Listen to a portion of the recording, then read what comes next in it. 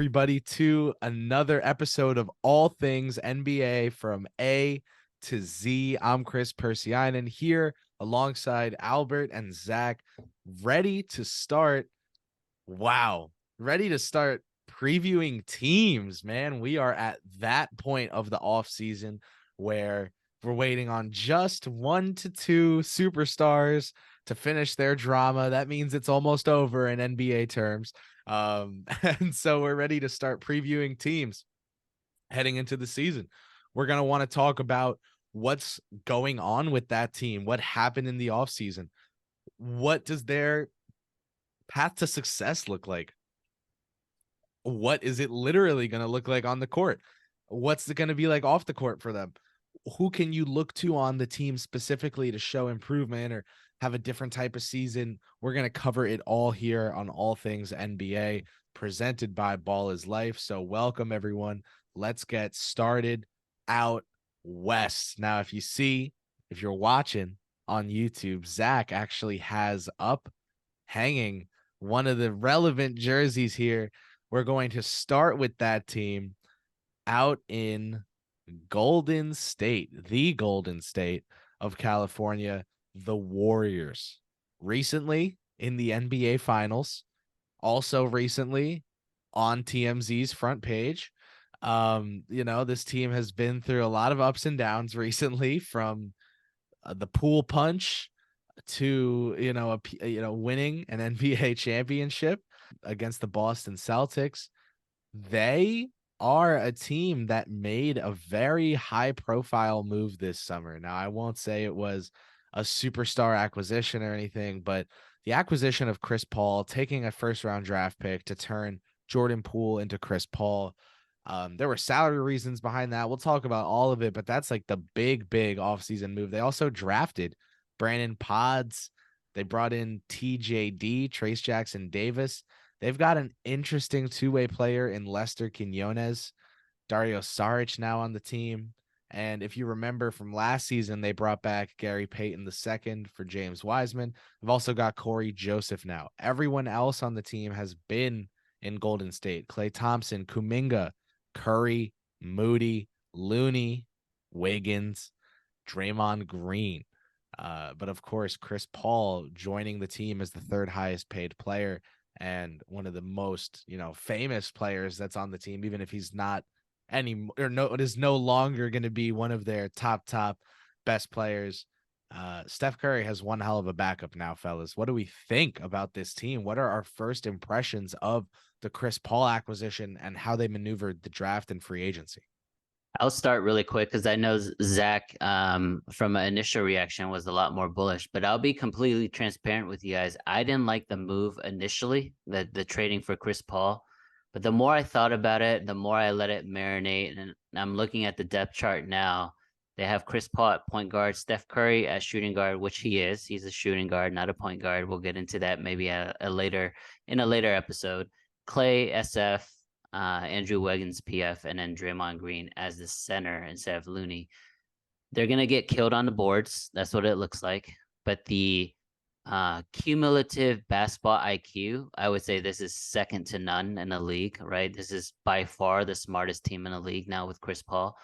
And I think having Chris Paul there as your point guard is really going to free up Curry to just focus on scoring. I know a lot of people pigeonhole him because of his size to be a point guard, but the way that he impacts the game, the way he plays the game is not a point guard. He is a shooting guard. He's the primary scorer on that team, even if he's not getting buckets, right? So I do like the composition of the team on offense. I just think they're going to struggle a lot on defense. And then obviously what I mentioned with rebounding, but they can kind of, they can hide that a little bit because Chris Paul is an underrated rebounder. Steph Curry averages more than 5 rebounds a game.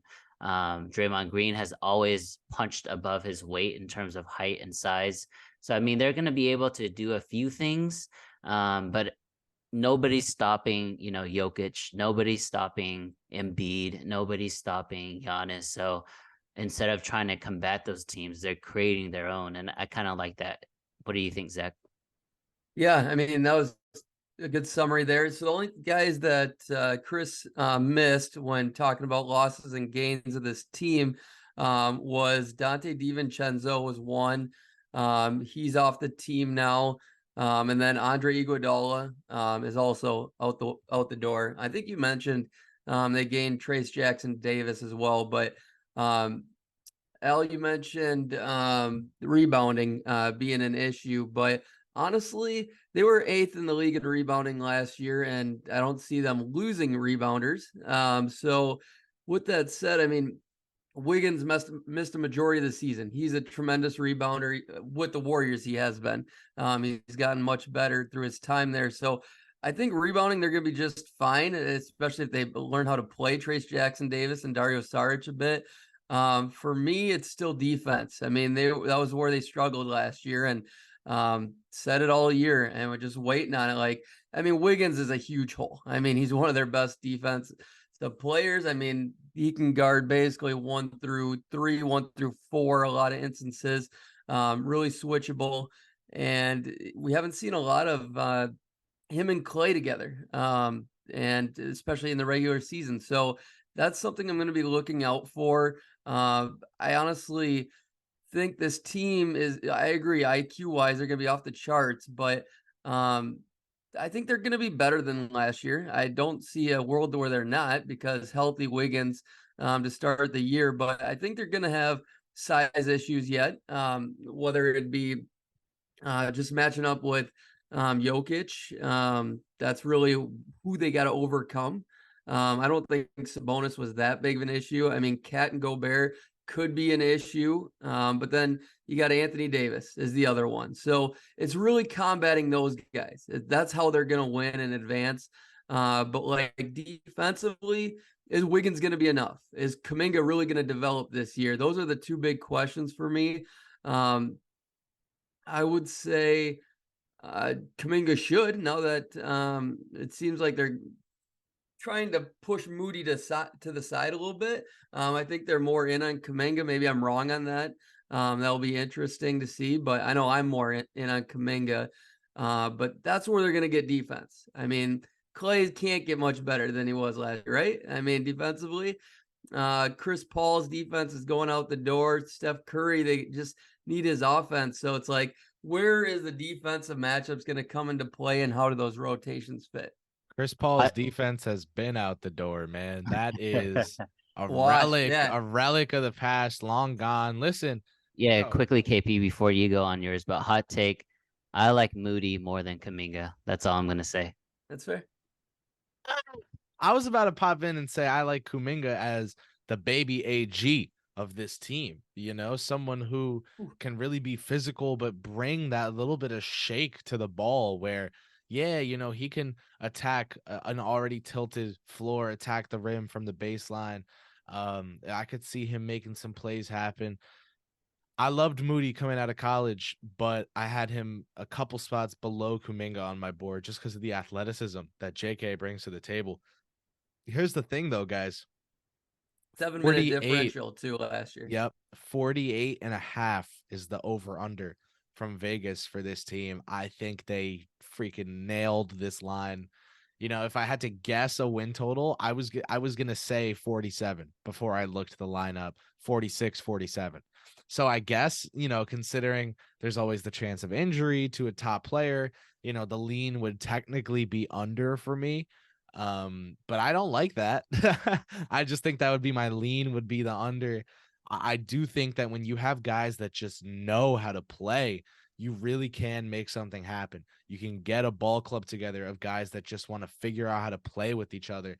But I do think also that you've got to look at this team as lacking that archetype. Listen, I know the archetype is easier to come by now than ever.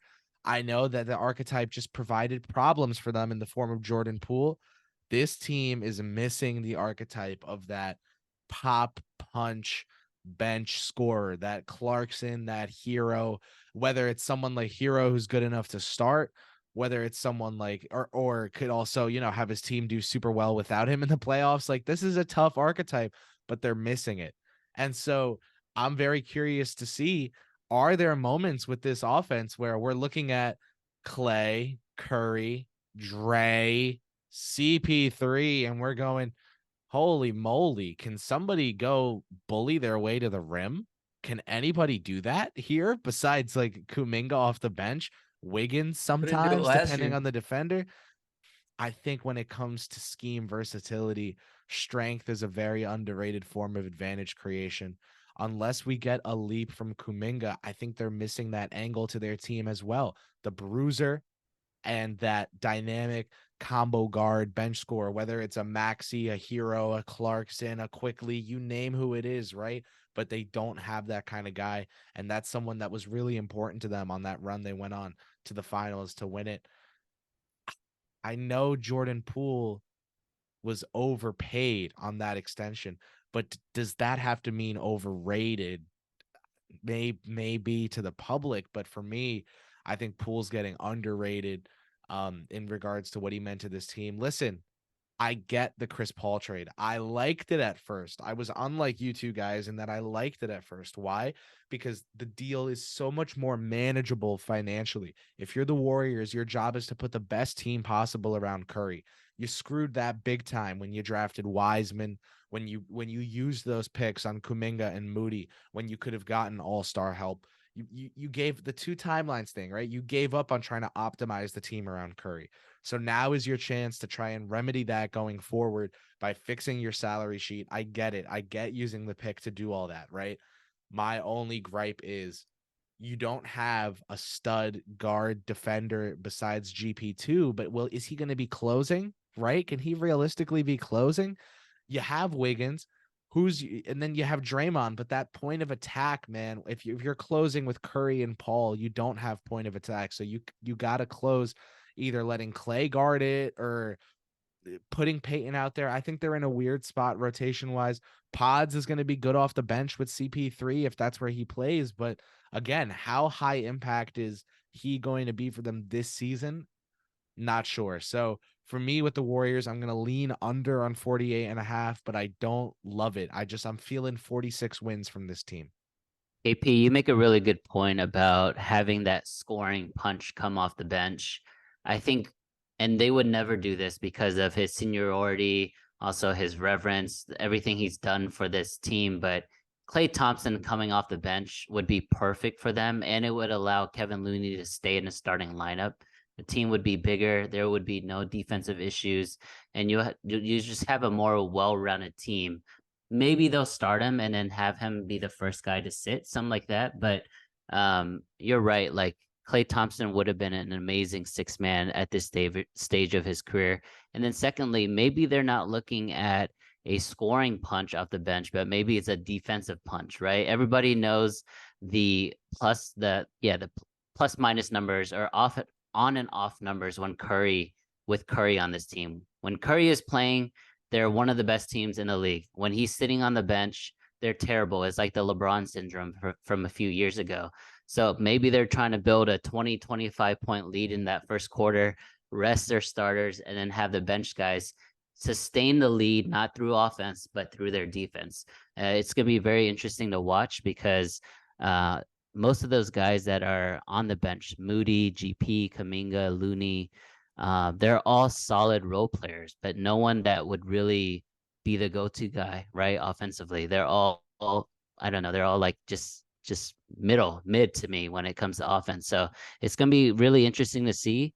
To me, I think the fix would have been Clay off the bench, but again, I just don't think they'll ever do it. Listen, man, It could. real quick for me, when the debate was, do you move Draymond or do you move Poole?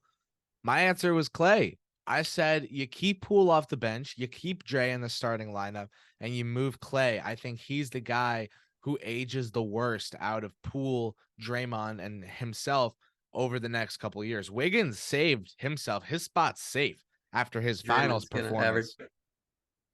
I think Draymond's good, and I trust his game to age better than Clay, who's faced these injuries recently.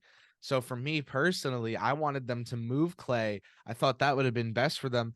Now they're in this spot where they had to take a first-round pick to swap Poole for Paul. Not, I think it was a good move for them in a vacuum. We know that's not a spectacular value proposition. So weren't getting a ton for Jordan Poole. There wasn't too many teams interested in. They like the name Chris Paul and the talent upgrade. Albert, what was your win total prediction? Chris has 46. Yeah, there's no way you can be on the over with this team, and it's not only because it's a great number that Vegas set, but they're not trying to be regular season superstars, right? All these starters have been in the league for over a decade. Chris Paul, basically at the twilight of his career, he's not going to want to push in the regular season to get meaningless wins in November and December. So I think it's a great spot to go under here. And I love big team unders for the most part anyways. So yeah, to answer your question, it would be an underplay for me. What's the exact one total to say? I do think they're gonna be in like the six to play in range, right? Wow. So wherever you think that's gonna land, again, it's a much more competitive West, in my opinion. Not from the top teams, because I think Denver's gonna be there, Phoenix is gonna be there. But I think it's the middle of the pack that has gotten a lot better, right? Because we expect Minnesota to continue to improve, OKC to continue to improve, Sac. We don't think that last year was a fluke. Like all these teams, Dallas to improve. So I mean, it's going to be a loaded West. Everyone from like, just like last year, and everyone from like 3 to 10. There's only going to be like 4 or 5 games that really separate them. So I agree that the under's probably the smarter play, but I think they're dead on at that 48. I think they're 47, 48 wins, because I just think they know they got to be a higher seed than last year. I think that impacted them in their draw. I really do. And they like home court advantage. I mean, they play better at home. I really feel that. And just the guys, the role players will be more comfortable. I mean, you got younger guys you have to develop. If they're thinking chess, not checkers here, they're thinking ahead that these guys need to play at home in order to advance. They're going to need some of these guys. If you go back, look to their championship year 2 years ago versus last year, it's kind of funny. The only two differences were where they struggled last year, and that was defense. They were a top 7 defensive team the year they won it. And then free throw rate. They were dead last year. And then the year before, that was up quite a bit, like 10 spots. And then getting to the rim, attacking. And Andrew Wiggins should impact that quite a bit, because they got Wiggins to the rim a decent amount. So with that said, I think it's going to have to go deep into their bench, because they're going to want to rest guys. If they played everybody and they were healthy all year, yes, they could win 50 games. But they know they're going to need to rest some guys. And I'm just curious, like, where do you guys see these minutes coming from? Who do you think takes a big leap here? If you're to pick one player most improved on this team, who would you pick? I'm going to go Jonathan Kuminga off the bat. That was my pick too. I just think 20 minutes last year, I think he's going to get to, I'll say 25 to 26 minutes. I think that's who they're trusting. I love it, man. I was gonna say Kuminga playing 24 to 25. You know, I'll stretch it to 24 to 26 to match up with your window there. But listen, I am in on him. I was in on him. I had him 5 and Moody 7 on my board that year. Now, obviously, I've changed a lot as a scouter. Scout. All right, man. Good one, KP. As a scout, scout since then. But good God, man. Anyway, I still really like Kuminga. I love betting on guys with his kind of athleticism. I think the Warriors are missing someone who you can give the ball to and say, hey, go take your athleticism and turn it into a bucket for us. And that's an angle and a dimension of their offense that I think he can resuscitate, and I think he can fill that role. So Kuminga, man, 24 minutes a game for him. It's a little bump, 4 minutes, right? But if he can play those 4 extra minutes a game and be good in those 24 minutes, I think that puts him in the conversation as the team's most improved player, going from someone who's kind of hanging around in those 20 minutes to someone you're really gladly playing 24 to 26, saying, hey, this guy is a core part of this team. He is a Gary Payton II level contributor for us. He's someone that we really happily bring off the bench. I think Kaminga is the right answer, guys, because it has to be the right answer for this team, right? Like they're gonna give him every opportunity in the world to show them that he's more than just an athlete, right? That he can play within a system, that he can read rotations defensively very quickly, that he can read offenses quickly. Um, they don't need Moody to be that guy anymore because they have Chris Paul and Steph Curry in the backcourt, right? No matter what, you're gonna have one of those guys leading your team or running your offense. I think Moody showed me a lot during last season's playoff run, which is why I'm bullish on him. Kaminga is going to be one of those guys that is always going to be very, very captivating, right? Because his highlights are exciting, they're spectacular. The way that he can block shots, the way that he can, crash offensive boards for a tip dunk, like all that kind of stuff is really, really cool to see. I just need to see more from someone that is supposed to be, more than just like an athlete, more than just I just need someone that can be relied on as like a true contributor to a team and not just someone that's super athletic, right? So yeah, I agree with you guys. It's Kuminga is the right answer because again, he has to be the right answer, and the fact that he's gonna get all the opportunities in the world, and Draymond's gonna sit a little bit, Wiggins will sit a little bit, so those wing minutes will open up for Kuminga. Yeah, absolutely. I love that pick. I think it says a lot that we all agree on it because that is a little bit of pressure for him to kind of make that leap, right? So if it doesn't come from him, man, that production, maybe they look to someone like a Quinones. I remember they were starting Kent Bazemore because Thompson was out and they wanted to bring Poole off the bench. Golden State, not afraid to do what's best for their lineups. That's why I think you might see Chris Paul come off the bench, if not sit really early. I would I'll like to say see this. Clay I'll sit say early this, too, though. KP. Go. Yeah, I'll say this, KP, because you mentioned them not being afraid. I think if Kaminga doesn't do well those first 20, 25 games, he's getting traded. I think he's going to get traded at the deadline for You someone have to who, before it's too late. Yeah. yeah, you have to. This is Steph's window. I'll say one more thing. I don't know if we're moving to the next team, but yeah, I do think it's an under wins type of team. I don't think that they're gonna advance far in the postseason either, to be honest. But I do expect one more like legendary season from Curry, whether it's this year or next year. He's gonna have one more like, oh my God, this guy's still an MVP candidate type of season. And I'm gonna be really, really looking forward to it because before you know it, guys, Curry's gonna be out of this league in a couple years, man. Like we gotta appreciate greatness, not just him, right? The rest of the GOATs from, KD and LeBron and all these guys. So I'm looking forward to a cool season from Steph Curry. Kris. From me, man, I just want to say it's tough to say under for a team led by Steph Curry. I just think with the age, the formula into this season, I'm okay betting against this season in terms of this being the big Curry year or the big year for Golden State. I can't see it being this season.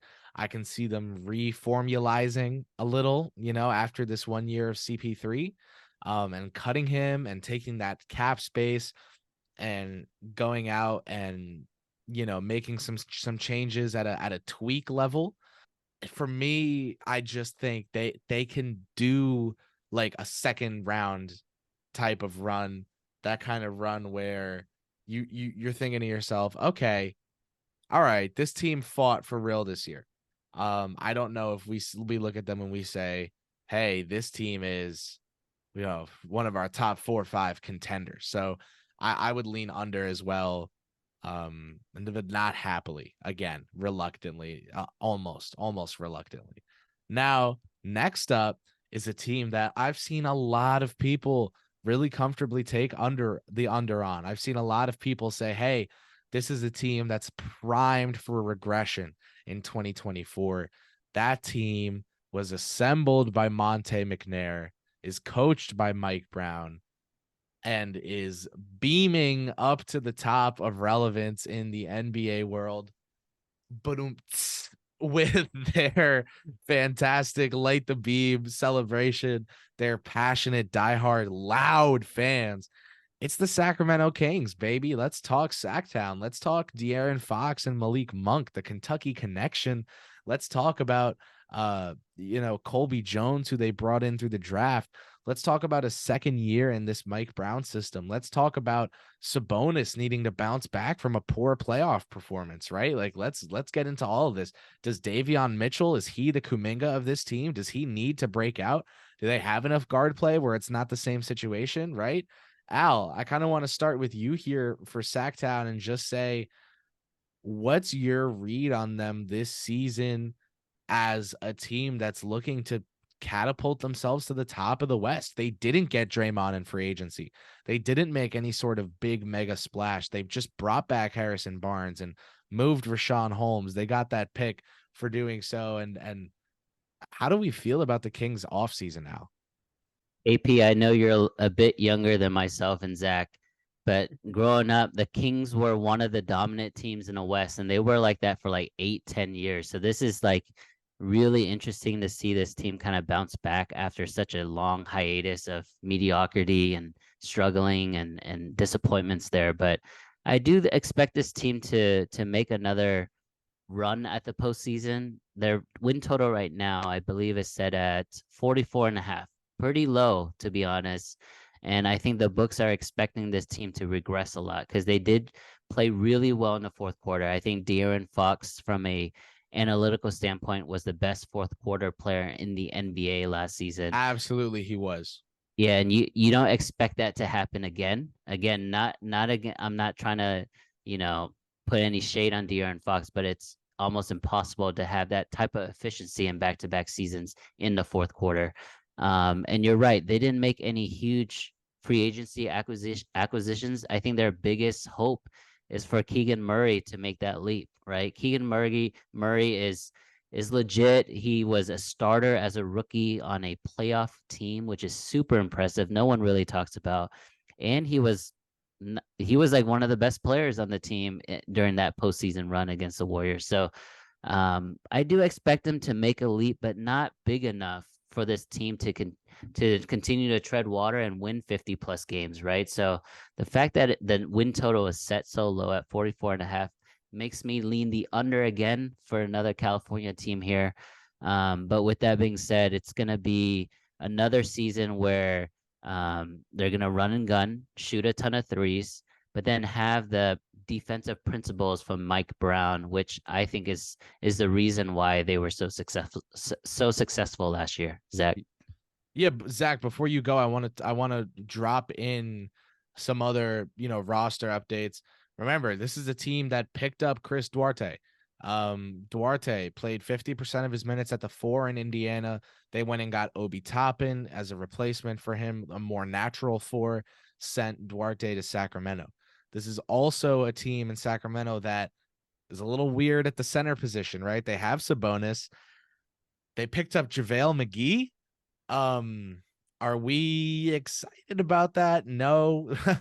They also at the forward spot got Sasha Vezenkov.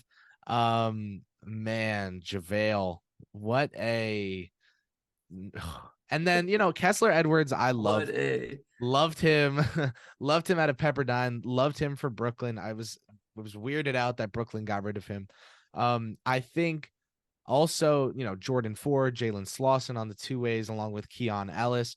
Pretty good uses of 2-way spots, I think. Slauson, pretty intriguing for them from Furman, the shooter.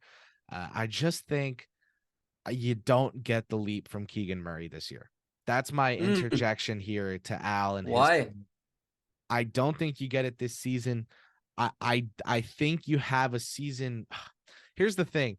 I'm looking at guys like Devin Vassell, right? And guys who came into the league able to be good catch and shoot players right away. Guys like Trey Murphy, able to be good catch and shoot players right away. I really do think that you need a full season of trying to become a real offensive option, a real legit late shot clock scoring option, and getting on tape and having defenses know how to stop you and then having to overcome that adversity, then you can be considered someone who's really taken that leap, who's ready for the scheme versatility challenges of the playoffs. For me, with Keegan Murray, I'm so impressed by his rookie campaign.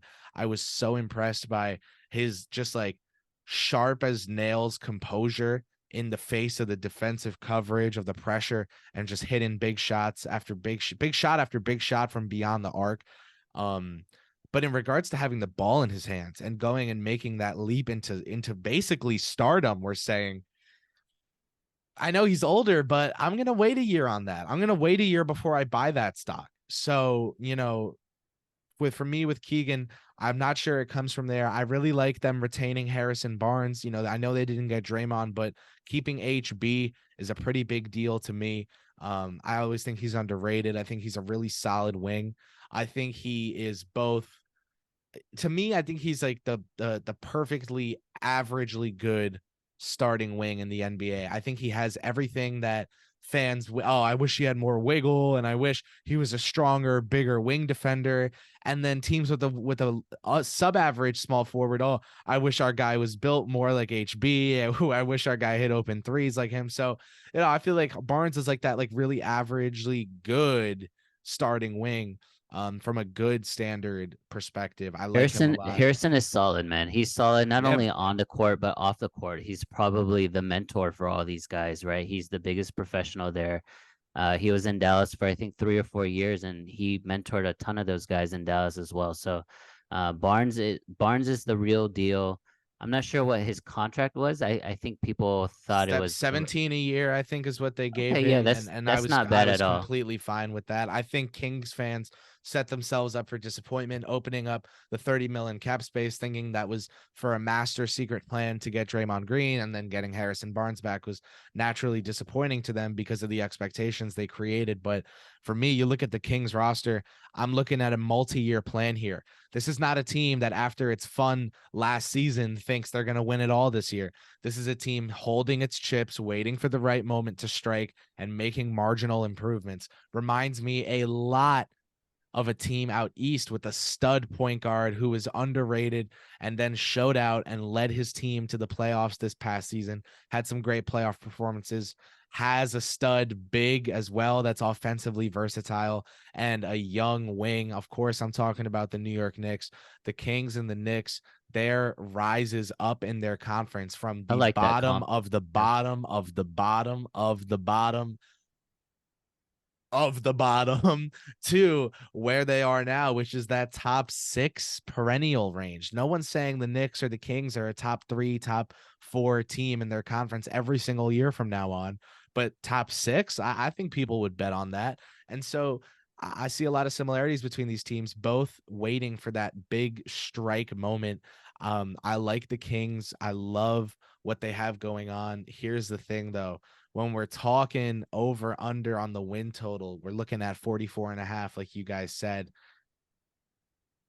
For where I'm at with this team, I love Trey Lyles, who they kept around. I like Chris Duarte, who they brought in. Kevin Herter's awesome. Murray's awesome. Barnes is awesome. Fox is incredible. I'm really inclined to take the over because I personally like the Kings a lot. So I would probably lean over here, but not as confidently as I would lean under with the Warriors. I'm really tentatively leaning over here with Sacramento. I'm aware that I could be biased towards them. I like them a lot. With that, I want to ask you, Knicks or Kings, who would you rather have? Which roster? New York, personally. New I York. I just believe in Jalen Brunson to lead a team more than De'Aaron Fox, and I'm not hating on De'Aaron at all. I think he's a great talent. He uses his speed and quickness very well, but I just trust Jalen more. And again, it's hard to say that because De'Aaron Fox had an unbelievable season, especially closing out games. But for some reason, I just love the stability and the way that Jalen carries himself in the fourth quarter for the Knicks over Sacramento. I love Murray Mm. for the Kings. I love Quickly for the Knicks. I think both teams have a stud young player. For me, I'm looking at Randall versus Sabonis. I think Sabonis's playoff troubles are harder to wiggle out of than Randall's. I think with Randall, you take him, you take a Deuce McBride, and you slap some of those extra first round picks you got, and down the line, that's your sign and trade package for a star. And maybe it's Randall and quickly and picks, right? Whatever it is the Knicks need to end up giving up, I think they'll be willing to do it when it comes to getting someone like a Giannis or like a Joel Embiid. And those names sound big and tall and crazy. But when it comes to it, you're looking at a team that's in New York City with an infrastructure set up to already be a second round playoff team, and only getting better, only getting, younger. Everyone that played in that playoff rotation last season was 29 or younger, and they made the second round. So they've got a big man in Mitchell Robinson. I'm not worried about the center spot in New York. I'm not worried about the rim protection. If I'm a Giannis Antetokounmpo and I'm thinking about a team to join, I'm thinking the Kings are a lot of fun. I'm thinking the Knicks are where I can go really make a name for myself as an all-time athlete. And so I would go with the Knicks. Of course, little bit of bias coming Plus, into play plus, there. That's fair. plus, That's fair.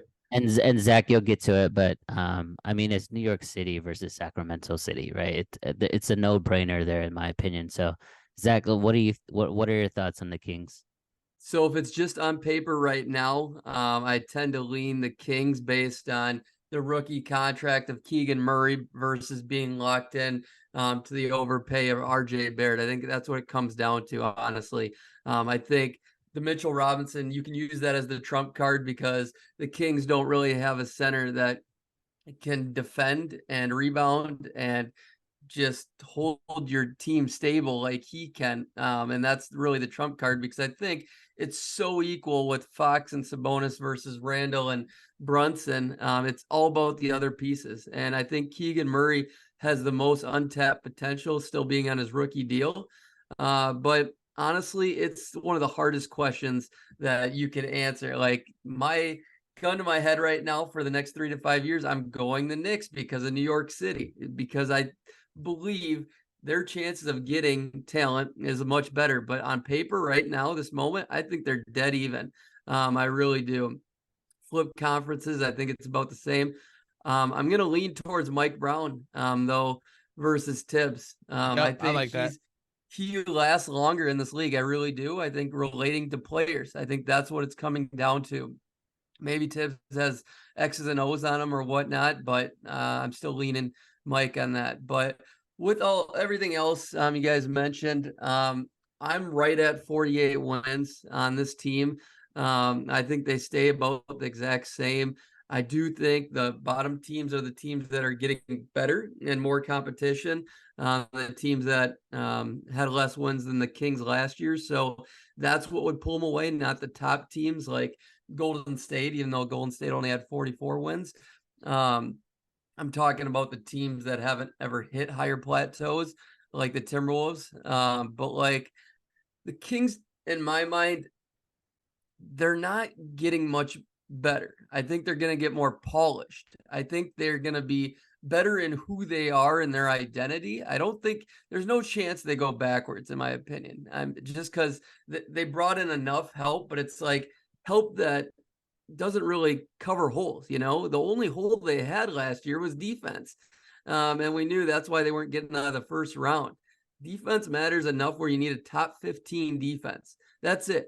They top 25, probably top 23. They at their best. And I don't see Keegan Murray, Duarte, Davion Mitchell ever being those guys. Davion Mitchell maybe a little bit, but I don't see him getting a ton of minutes here.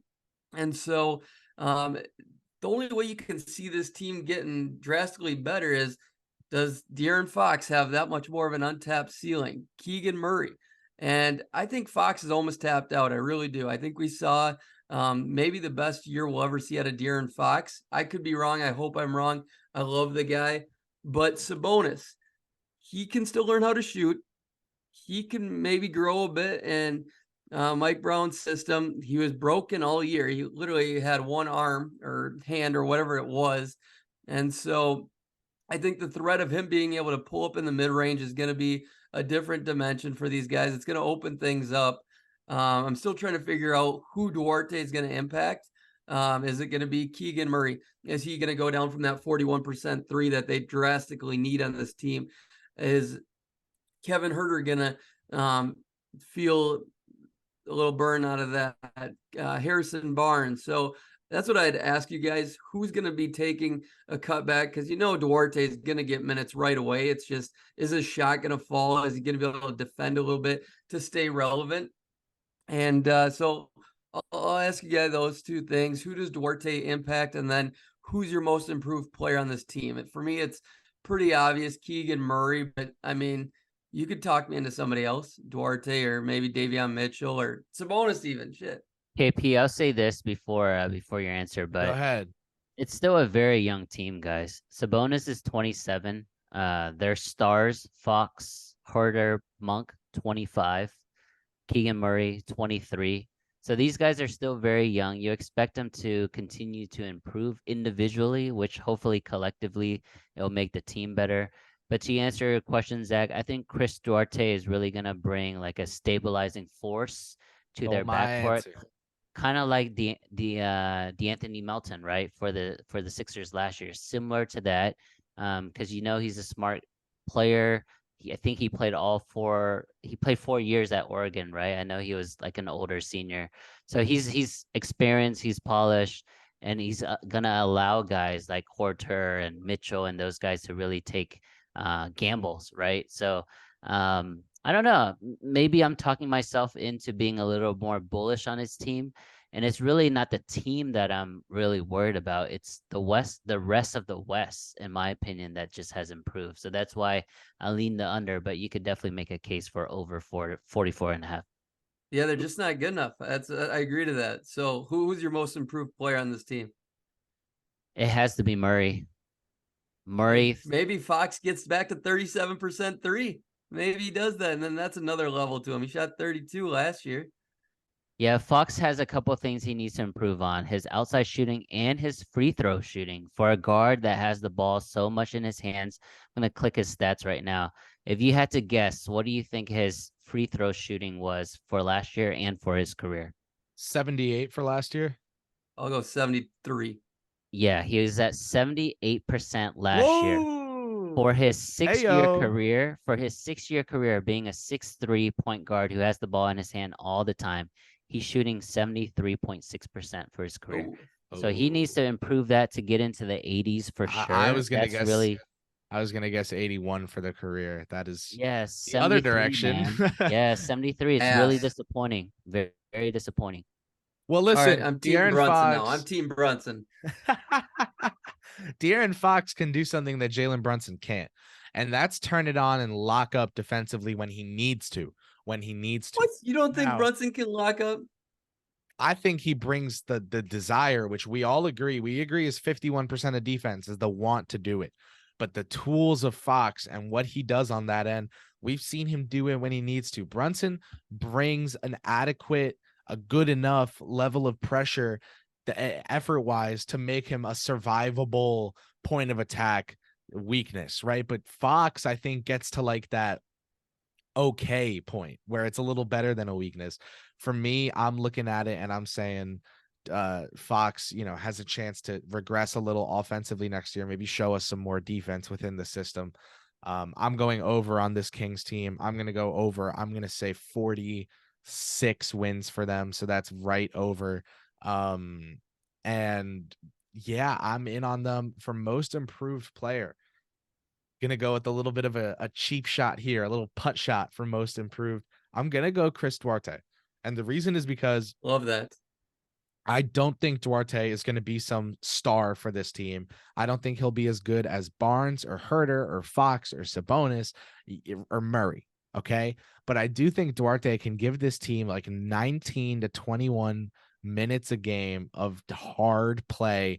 And for him to do that for a team that's top 6 in the West is really much more valuable than what he was doing last season and what he was doing for the Pacers. So if I'm the Kings, I'm going to say it would be Duarte.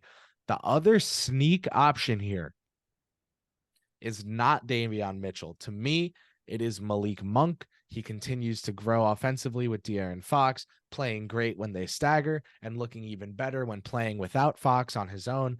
I think Monk has an opportunity here to shine a little more than he did last season. Last season from Malik Monk, we got 13.5 points per game. Okay. That was 0.3 less than on the Lakers in 6 fewer minutes per game. So about the same points per game, only 0.3 difference, and he played 6 fewer minutes per game. This is a super fast-paced Kings team, right? Malik Monk also had 2.5 rebounds a game, 4 assists per game. If we see Malik Monk jump to like 15 points per game, stay at around 2.5 rebounds, maybe go down to 2.4, something like that, and end up with like 3.7 assists, stay somewhere near there, I could see that being a sneak candidate for most improved, in the sense where, okay, now he's playing 26, 28 minutes a game. Colby Jones maybe not playing much in his first year, and Malik Monk getting a lot of those minutes because he's been so good. But I'm going to go Duarte, my fellow Dominican guy from Oregon. 2 years at Oregon, Zach, but he is much older. He's 26. So that's why, if he is going to have one of those years where he takes a jump in impact, I think it'll be this season. I don't think it'll be a sexy jump in impact, but I think going from playing, I mean, listen, if you go from playing, where is he on reference here? If you go from playing 28 minutes a game for Indiana your rookie year, then playing 19.5 minutes per game for Indiana your second year, say you go to playing 21 minutes per game for Sacramento and having much better stats, I could see that being their internal MIP. So KP, my counter to that is there's just so many guards. There's Fox, there's Horter, there's Monk, there's Mitchell, and there's Duarte. There's 5 legit guards that will be getting considerable minutes. So it's hard for me to see one of them making a leap. Maybe for like us basketball insiders, we can see the improvements in their game, but from a metrics or a statistical standpoint, it's going to be really hard to see Duarte make that jump. And then the other thing is, if Malik Monk is going to average basically what you're saying, 15, 3 and 3 or 16, 3 and 3, he's not only in line for the in-team MIP, but he's in line for like the NBA Six-Man Award, to be honest, right? Because he's going to average in the high teens, which basically gets you in that conversation. So I do agree. I like Malik. I've always liked Malik, honestly, even before his Lakers years or year. But I think he's a great scoring, asset off the bench. And not only that, but when he is in the game for the Kings, he's not that scorer off the bench. He is the number one go-to scorer, period, before De'Aaron Fox and before Sabonis. If you watch those games when he is in closing the fourth quarters, they actually run the offense through him. So it'll be interesting to see if he can continue to make the leap. Again, he's only 25 years old. No, I like all those call outs for sure. And I think Chris Duarte, I mean, if he gets the minutes, I think that's the obvious pick because they brought him in for shooting. Hopefully he gets back to his rookie year. I just think Keegan Murray, basic stats wise, I mean, he might go down from percentages wise, but like basic stats, I think should go up, and just being polished and defensively, I think he's going to grow. Where Duarte, I see him, he has to go up from 31% from 3. So yeah, that's where he's got a lot of room to improve. And I was shocked that he went from 29 minutes down to 17 in Indiana last year. I was disappointed all year in regards to that. My last question when it comes to the Kings is, do you guys see this team having more than a second round ceiling, like in a dream universe for the Kings? Like I see them as a first round flame out, but I think their ceiling to me is a second round exit. I was going to say, I depending on how the bracket shakes out, I can see a first round win and a second round loss. That's what I said about the Knicks this past season, and it's what I'm going to say about the Knicks again. I can see a first round win and a second round loss depending how the bracket shakes out. If the bracket shakes out really nice for them and they get lucky in regards to, other teams dealing with unfortunate or sad injuries, I could see a conference finals appearance where they get knocked the hell out, a la Denver or Portland, right? But Denver, a little bit back. Obviously not this year. More Los Angeles this year. But I do think that second round is that mark for the Kings. If they don't make it, how did they not make it? Was it because of a tough first round matchup? Okay, that's fine. Did they make it past the second round? Oh, they made it to the conference finals. Okay, but it was a really easy bracket. Okay, well, we won't expect that again from them next year, but it's a good step. I think that second round is that little that yellow marker for them, that first down line where it's like, all right, well, if you don't get it, it's still 2nd and 6, but if you do get it, it's pretty nice. Is it just matchup for you, or like what has to happen for these guys to be that good? Because Injury luck as well. The Kings had like no injuries last season.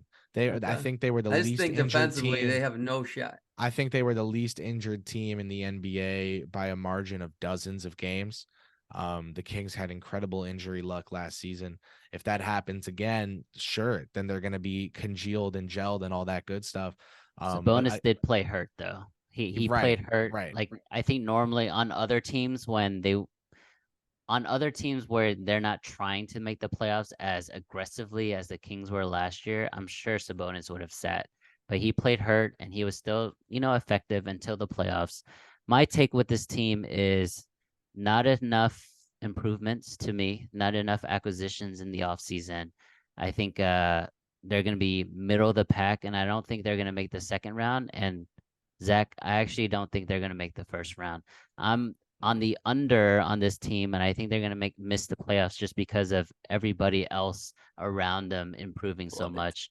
I think last year was their year to win that first round. I picked them to beat the Warriors in that first round, and it required a historic performance by Steph Curry to get the Warriors past them.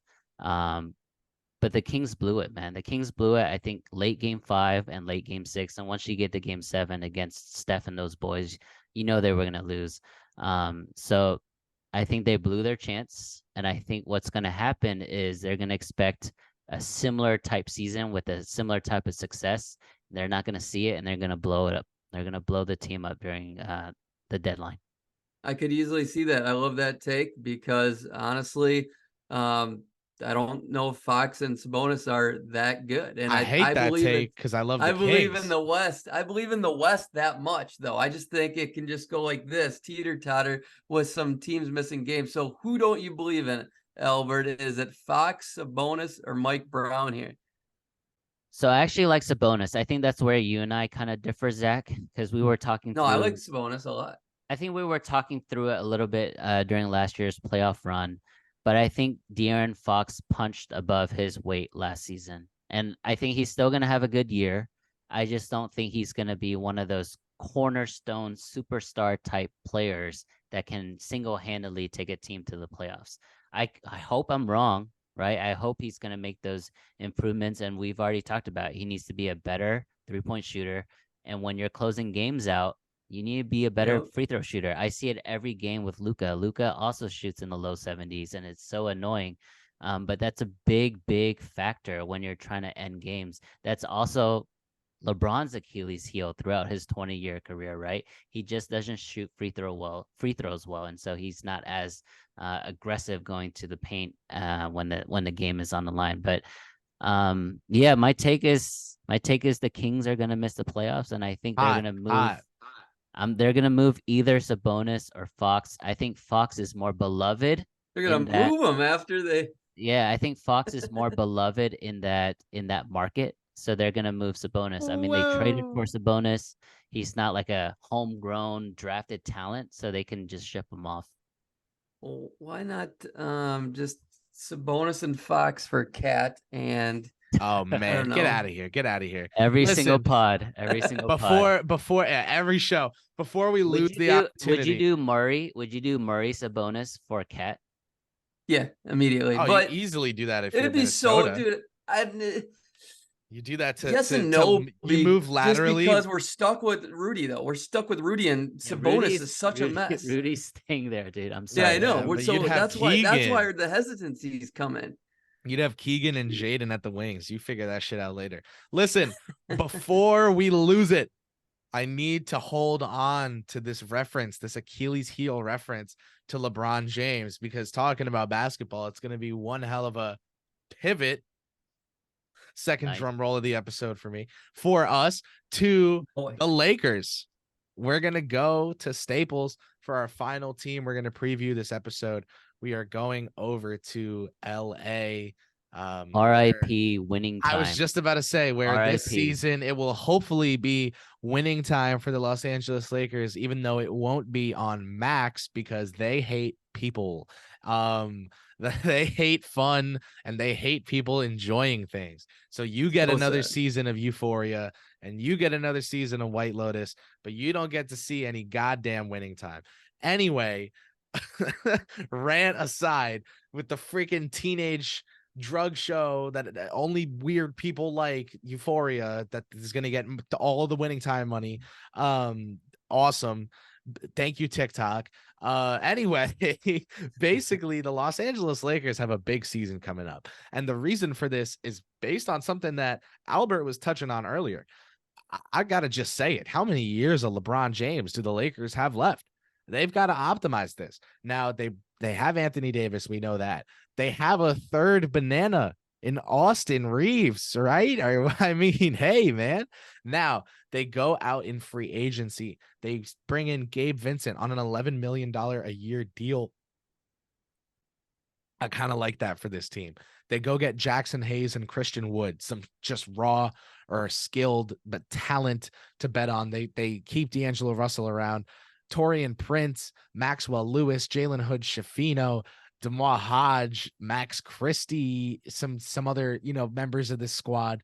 They extend Jared Vanderbilt. They got Alex Fudge on a two-way, Colin Castleton as well. This is a weird Lakers team, guys. This is a weird team. D'Angelo Russell, Gabe Vincent, Austin Reeves, LeBron James, Anthony Davis. I mean, is that your best five playing that small ball lineup? I'm not even sure.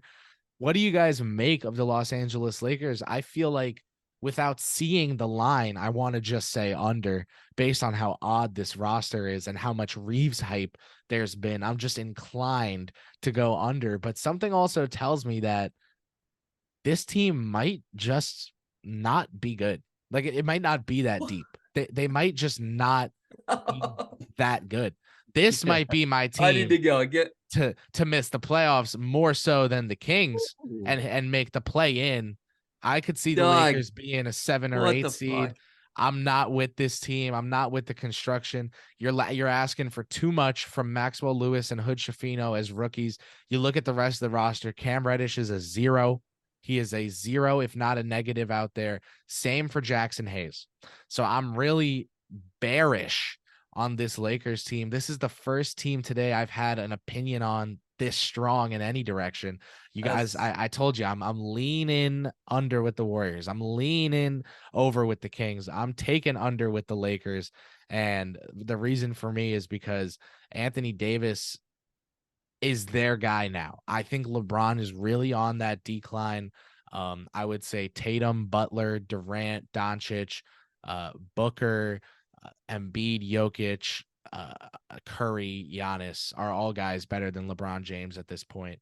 They better be. The guy is 40 years old. And we're looking at, like, I think Kawhi's better when he's healthy. I think LeBron's on the Paul George levels now, maybe, hopefully for him. So for me with this Lakers team, you're looking at LeBron and AD needing to carry a squad that just, they don't got a KCP, man. It's not built the same as perfectly as that Lakers squad was that year.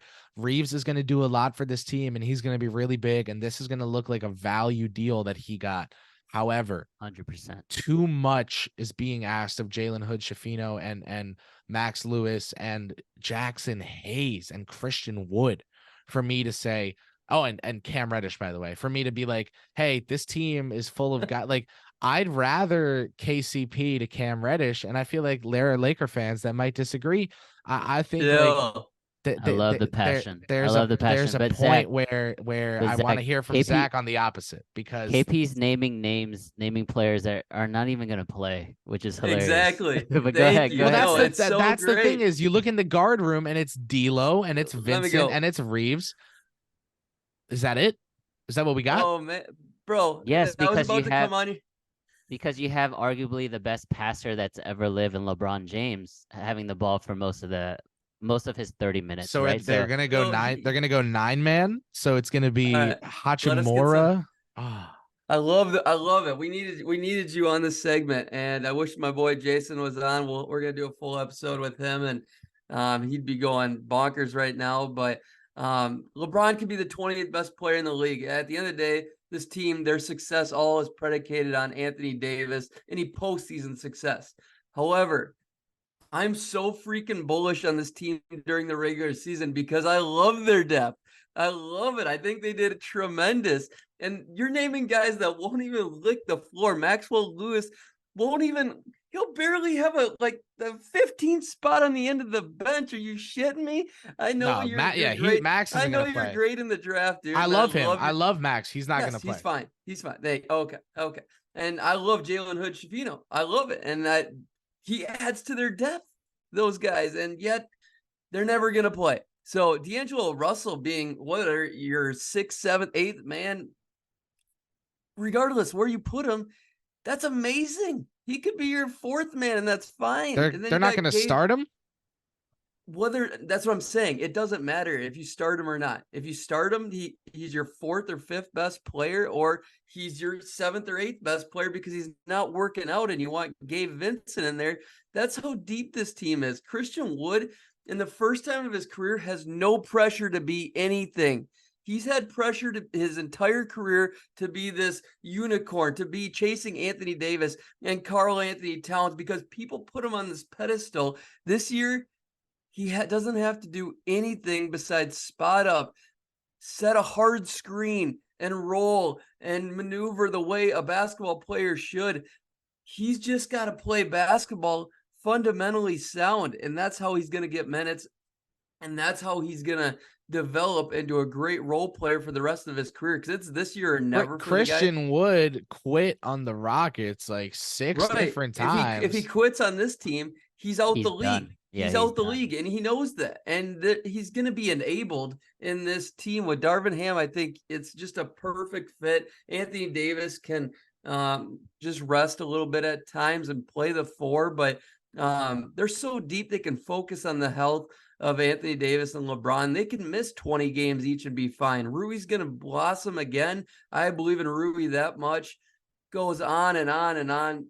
Like, this team was a top 15 defense last year. They got even better if these guys fit and they buy in. Jared Vanderbilt, who we haven't mentioned, is so unbelievable during the regular season. Yes, he might not play in the playoffs. Yes. Unbelievable. He's unbelievable, dude. Zach, he can guard 1 through 5.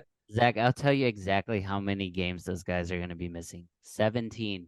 They will be missing 17 to hit and their yet they'll 65. still be a top 60. Yeah, 65 game minimum to make sure they're eligible for all the awards. Like, let's be honest, right? But I agree. I actually agree with Zach. I like the team and in terms of depth and talent, but I also agree with KP that the construction is a little off.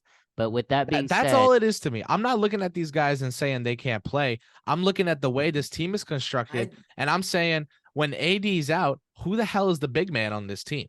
There's not one that I look. There's not one I look at and I say argument against the construction. The argument against the construction is that with any team, if their star big man is out, what are they gonna do? Right? It's not just AD. Correct. We have this magnifying glass on the Lakers, and it's even stronger now because LeBron is on the Lakers. But what is Philly gonna do when Embiid is out? What is Denver they're gonna stink. They're gonna stink. We talked a little about Philly last episode. I don't think Maxey can hold that weight.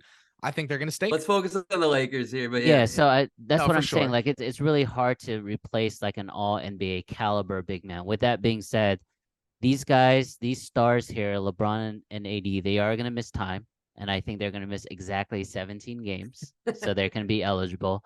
They're also, I think they're considered as star players, so they can't do load management as well. So you're going to see a lot of them play, but not really play at 100%, or play, but in limited minutes. So it's going to be a really interesting dichotomy with all the minutes, like minimum minutes you have to play and the minimum games you have to play, because these guys are worried about that kind of stuff. Let's be honest. They're worried about their legacy. Would LeBron James at this point in his career seriously say to himself, I would rather go after first team all NBA than win number 5? Well, he'll definitely want 5 over all of that, but they're not guaranteed. Bingo. That's it. But they're not That's it to me. That's it. Yeah, but he'll miss the games. But he'll let AD hit the threshold. He's not guaranteed. he knows if he misses this week and gets more healthy next week, it's not guaranteed a championship. Whereas if he plays these 3 meaningless games to get to the 65 game minimum, it will guarantee an all NBA, or it would guarantee an all-star, whatever the case may be. You can't have it both ways. I know it's tough there, but Zach, I know you still have a lot more points to talk about the Lakers. I do think the Sure. construction is off, but it's not off because you do have the unicorn in LeBron James. He kind of just makes everything kind of fit together, even if the pieces were not meant to be fit together. And I do think Austin Reeves is going to cook this season. And we already saw it second half of last year and into the playoffs. Even with LeBron James on the floor, he's allowing AR-15 to do work. And I think that's only going to continue this season. And AR is going to become not only the third banana, but I think he's going to be eventually the second. And if they don't believe in Anthony Davis, they'll move forward from him and have Austin Reeves and build a cornerstone around him, to be honest. Because I'm Too much dip on the chip. Too much dip I'm on the that chip. yeah, I'm that bullish on Austin Reeves, and I think he would be getting way Same. The more. chip is drowning in goddamn salsa. I think he would be getting way more press if he was just had more swag. He just doesn't have the swag, and If so he people wasn't just, white, whatever the case may be, I'm not saying anything, Hey now. but I I think just he think gets. that I think the press he gets might be because he's white. sure, there's some benefits to that as there's well. both sides there. As a kid in college, I've seen a lot of Tyler Hero jersey sales for kids that do not like the Miami Heat, and it's I think that goes both ways. I would say he gets more coverage because he's white, whether it's deserved or not. I think he's good enough where he could be getting the coverage regardless. But it's the NBA landscape, so people don't care. So it's kind of a he double-edged was sword. amazing in the playoffs. It takes the wrong reasons He for him was. to get the coverage he does deserve because of his amazing playoff performance. And For he sure. took such That's a my take there. discount to stay. He took such a discount to Agreed. He stay that did. you're He right. did. He did. Yeah.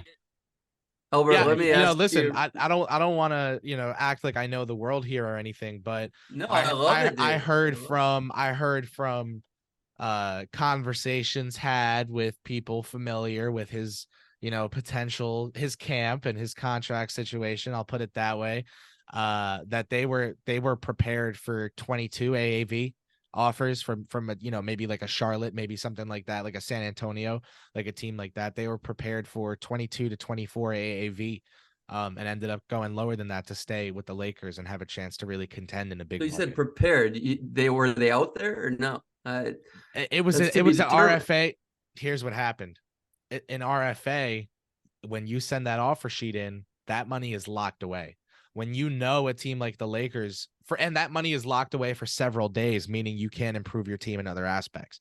Yeah. With a team like the Lakers, who was so transparent and so clear that they were going to match whatever it Right. was for Reeves, teams didn't see it as worth it to tie up that amount of salary So yeah, they for so weren't many days. necessarily. So because the Lakers were so bullish on keeping Reeves heading into RFA, they were actually able to do so at a discount without needing to face a nasty offer sheet. Reeves's side also kind of said, hey, we might not sign that offer sheet if you're willing to pay enough of what we want.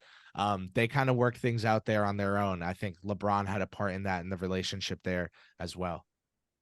Of course he did. I mean, it's such a perfect fit, and there's so little pressure on Austin Reeves, to be honest. I mean, he can just be whoever he wants to be and just focus on working hard in certain aspects, besides being this guy that averages 20 to 25 like Jordan Poole or something like that, and become a chucker and not a two-way player that he is, and be a great fit and teammate that he is already. So I just think this team has all the pieces. So when somebody's hurt, you can fill them in. Cam Reddish, you need defense, throw them in. Jared Vanderbilt, yada, yada, yada. I don't think they're ever going to run into any problems unless Anthony Davis is injured against Nikola Jokic or Karl Anthony Towns or maybe Sabonis. Not even. I mean, Rui can help with Sabonis. And so it's just the big names, couple teams every year. But Albert, do you see this as a championship ceiling with this team? Because I sure as hell do. Yeah, that's an interesting question because the team did improve a lot after the deadline last year. So a lot of the metrics that you're looking into, season-long metrics, you should look in the splits, right? Before and after the trade deadline, because they did become an elite defensive team after the deadline, and they became basically the best, the most basically they shot the most free throws by a wide margin after the free throw line, right? After the trade deadline. So if they can continue that, I do think they have a shot. And again, it's really going to be dependent on Anthony Davis, not only his health, but when he's in there, he needs to play like a top 5, top 7 player. And if he does, then any team with a top 5 player is going to be a contender. I would definitely hit the over on this team at what it was at 47, you said? Yeah, it's at 47.5. Okay, so I'm gonna say they're gonna be right at 49, 50 games. And that's with them missing a bunch of games. I'm gonna be really interested to hear what Kris says here. My most improved player on this team. I debated a couple things, but at the end of the day, it's just I believe in Austin Reeves too much. It's a pretty chalky answer.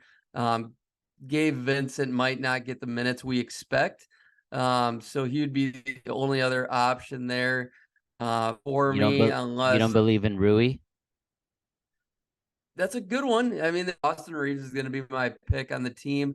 40, I'll go 49 wins and Austin Reeves.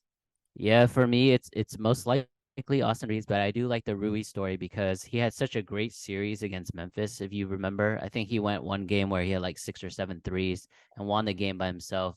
I think he's gonna take that confidence into this season because he was traded for, mid-season. It's hard to adjust. You're also having to play with LeBron, behind LeBron.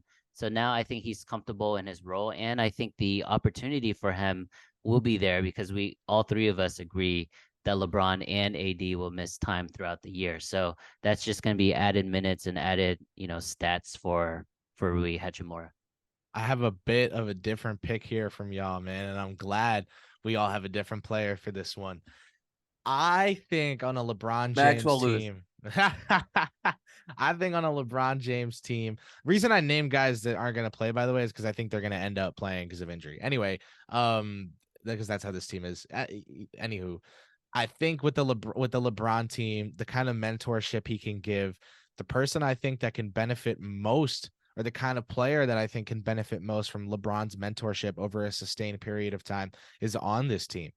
He was drafted by this team, traded by this team, reacquired by this team. It's D'Angelo Russell, baby. I think he is this team's MIP.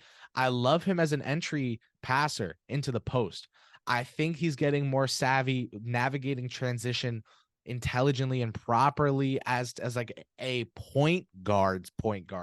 I think in the half court, we're seeing some tough decision making from him, some tough shot attempts that I really think is fat that can be simmered away from his game when you're in that fire with LeBron James. So for me, man, I'm gonna go with D'Lo. I'm gonna say he is gonna make the biggest set of strides. And the reason for that is really because as I think Reeves emerges as more of an option, I think he and D'Lo can kind of play with each other the way, and I'm gonna do a Knicks connection here.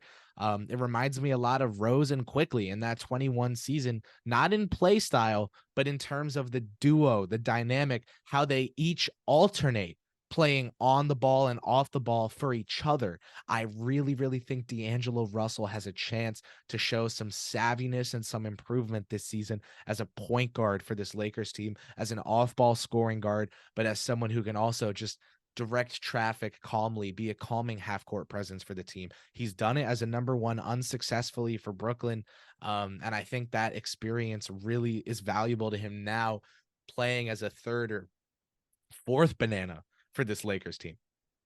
So his stat line was really good and really efficient. Where is he going to get better though? That's what I want to know. You look 6 at that assists a game. go look at the stat line in the playoffs and look at Right. the So you think playoffs is where right I think he's also referring to just like true effectiveness too, right? Not just the numbers. genuine impact Yeah. on what the half court offense looks like. How Yeah. are they functioning when he has the ball in his hands? Are they frenetic? Are they calm? Are they chaotic? I think we saw some of the freneticism and the chaos last season, if freneticism is even a word. You got that from Zach Lowe this morning, huh? Hey man, hey man. It sounded So great. Looked great. basically you look at that and you say to yourself, hey, that needs to not happen. Like I think the Celtics need a calming half court presence, as well to help I Tatum like and the Brown. D'Lo. I like the D'Lo look. I like that a lot. Looking I at think his career, I think it's a different choice for MIP for yeah, this team coming from internal development. And for me, as someone who watches the Knicks really closely and covers the team, I've seen late career surges happen with Julius Randle, who totally transformed his play yeah. style and turned himself into someone that a team can really rely on as a top option, going from someone that you signed to be a fun backup small ball big. Yeah, and it might not even be like individual development, like you're saying, KP, but just the Fitting within fit. the team Yeah, the fit context. on the team. You're Absolutely, right, because man. Austin Reeves is definitely trending up, and he's only gonna have higher usage of the ball, right, moving forward. So D'Angelo Russell, who has shot 39% or better from three 4 times in his career already, you expect him to be another 40% 40% 3-point shooter this season. And he's still only 26, guys. Like he's in his prime of his physical life, right? So like he still can make some improvements. But I agree with you guys. I agree with Zach. I disagree with KP here. I think this team is gonna surprise a lot of people, and I think they are built to win in the regular season because of their depth. But when their big boys come back, they are built for the playoffs because now those guys that ate up all the minutes during the year are now seasoned and they know their roles and the comfort level in the playoffs as well. So I kind of like this team. Zach, you asked me if I think they're a legit contender. If health is not an issue, yes, right? Anytime LeBron James is healthy and motivated, I think he's able to get his team. I think people forget before that foot injury, the guy was dunking and alley-ooping and doing all this stuff last year. He just got hurt. It allowed AD to kind of shine through. But when he came back for the playoffs, LeBron was a shell physically, um, compared to what he was earlier in the year. So if he's back 100% and if health is not an issue, yes, 100%, I do think they can be a contender. I think we skim the under here. If it's 47.5, I'm looking at 43 to 45 win window. I think they're a nice team. I think they're a fun team. However, 44, 45, even 43 wins is under that 47.5 total. I think they get a little bump for being the Lakers, for having LeBron James. I think For sure. I actually know I love fading the public in these scenarios. So Yeah. There's a huge Lakers tax. There's a huge Knicks tax I too, also by the think way. people like there's a big Knicks tax. I also think people like betting against LeBron and against the Knicks and against the Lakers. So it can go both ways. However, I do think there's a little bit of a heavier tax in the optimism direction. And I would say a slight scrape of the under for the Lakers, but I'm confident in it more so than the other two picks. This isn't my last question, but do you actually think the Lakers have a championship ceiling if everything worked out great? Like, do you think LeBron still has enough in his tank to win it all, Kris? I'm a little hesitant on the lack of a 3-and-D wing archetype. But if Torian Prince not good enough? I think he's fine. I don't think he He's very gets the good for people. I don't us. think he gets the people going. And so I think It's that provocative, but he's not provocative, sadly. So if you can see something real from Wood and swap him for an older 3-and-D wing that can just do the job for the season, I think I'd be in. you're talking Reggie Bullock, aren't you? Hey man, I like him. I don't He'd be good enough for you? Because Torian Prince is better than him. I agree that Torian Prince is better than him. To Okay. me, it's about having options and scheme versatility. I Gotcha. don't think Christian Wood gives you playoff scheme versatility that's worth it. I think he All right, gives you scheme versatility. I don't think he gives it to you if it's worth it. gotcha. So my last question for everybody is: do the Lakers have the most pressure in the league to win? Because I think they do, with all their depth. I think people are bought into this team. This is LeBron's last year for being a second option. Maybe even an option, period. Third option, what have you, because if he can't work out Bronny, this could be the end of LeBron.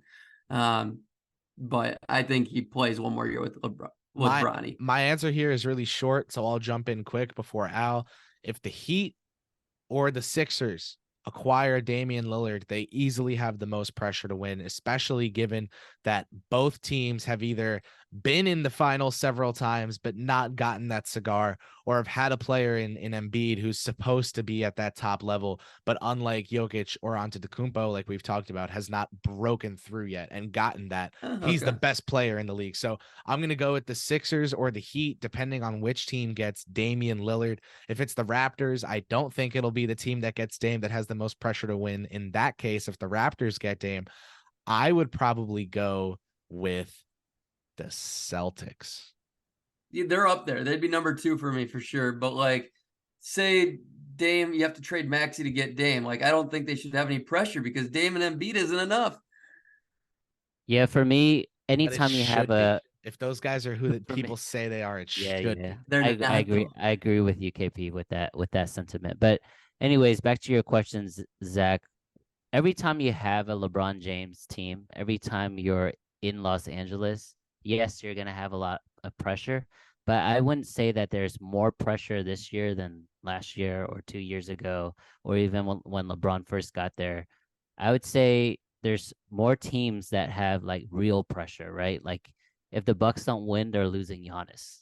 Type of Boom. pressure, right? If I agree if they don't make the conference finals, but we'll save that for our Bucks preview. If the Suns go all in, which they did, and they don't win, that's potential to be blown up there. I don't know. This Phoenix team has how many All NBA players now? They could be number 1. There's the pressure. And I know this team doesn't have the ceiling to win it all, but if they don't make any improvements, Dallas is going to lose Luka Doncic. Like that type of pressure, in my opinion, is greater than what we see in LeBron. Because I think LeBron's legacy is pretty cemented. Yes, he's going to say he wants the 5th title, but I'm pretty sure he's good with the 4th title. He's good with the scoring title. Lakers could lose Anthony Davis, though. And they should lose him. Lose him. Get rid of him. Yeah. No, if you can get rid of him for Giannis or somebody greater, yes. But if it's not for somebody greater, you don't want to lose Anthony Davis. If he has a great year and they just choke because LeBron can't finish a 4th quarter, like, come on. LeBron doesn't pace himself, man. Schwinny Poo. Right. Schwinny Poo, my friend on Nick's Twitter, talks about this, and he's spot on. LeBron, back for 10 years now, has been doing this thing where in these really big games where he really needs to win, he comes out and he leads at halftime and he loses the game because he can't pace himself. It's tough, man. You saw it happen against Denver. You saw it happen a decade ago when I was in my jammies watching with my cousins, watching the Spurs and the Heat. So, it's been happening with LeBron for a while. I'm going to reluctantly go under on the Lakers, but it's not as close to as reluctant as the other two. I just think these are 3 good lines from Vegas. I think some of the other lines are much easier to pick a side of, maybe because I'm ignorant or blindly confident, but with these, I think these are some pretty good set lines. However, I want to say, holy crap, we just previewed 3 NBA teams. That's a 10th of the league. That was a lot of fun. Fellas, thanks for going along on this ride with us, and to our listeners, thanks for coming along on this ride with us. We went out west for the day, little trip, nothing Albert's not used to. Mr. Traveler. Started strong, man. We started strong. We did Warriors, Kings, Lakers. Man, that is strong to start out the season previews. I'm excited to do the rest of the teams. I love it, guys. Thank you so much. We want to say, we wanted to add in this note here, even though it's a little on the corny side, that we see the support for the start of this show, the start of this journey. We thank you guys so much. If you're still listening to this episode, we genuinely really appreciate you. So thank you. If you are wondering how you can support us as we continue to talk basketball, we continue to break down all things NBA, you can leave a like on this podcast. If you're watching on YouTube, if you're listening on Apple or Spotify, go leave a review of the show. We also on Spotify have Q&As. You can go interact, leave a comment. The one for this one will be, trust me, you guys are going to want to tap in. It's going to be a question asking you guys one of the debates that we had, Knicks or Kings going forward. Who would you rather be? And we have questions up on the other pods as well. So interact with the Q&As. rate the pod, like the videos, subscribe to the YouTube, leave a comment, tell us what your favorite part of the pod was, tell us what you want us to do more of, tell us what made you laugh out loud, tell us which take made you cringe so hard you wanted to close the tab because you disagreed with me so bad, or you disagreed with Zach or Al so bad, but I doubt you did. It was probably me, because I was the one with the craziness today. But listen, man, thank you guys so much one last time from the three of us. For Zak Noble, for Albert Nguyen, I'm Kris Pursiainen, thanking you for tuning in, thanking you for the support, and hoping you come join us next time on All Things NBA from A to Z, presented by Ball is Life.